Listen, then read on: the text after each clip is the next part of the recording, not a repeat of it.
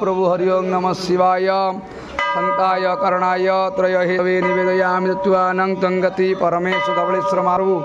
आश्विन मासर शुभ बुधवार समस्त भक्तमानंगर मंगल करी मंगलमय धवलेश्वर महाप्रभु संतान प्रदान कर रोगिणा रोग मुक्त कर अंधकु चक्षुदान कर धवलालिंग महाप्रभु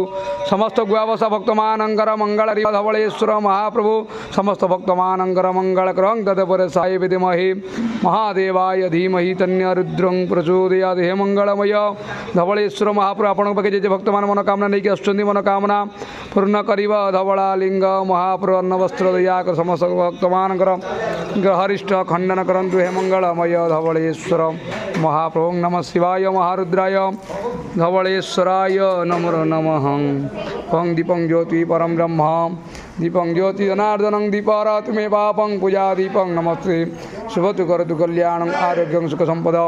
शत्रुबुद्धि विनाशं च शुभं दीप धवलेश्वरं कवाना विख्यात आनंद कवार हरि बोल।